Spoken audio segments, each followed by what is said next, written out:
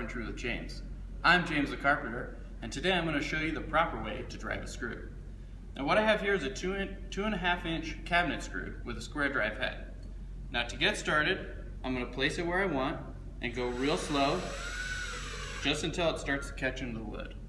And then I'm just going to go ahead and drive it the rest of the way in.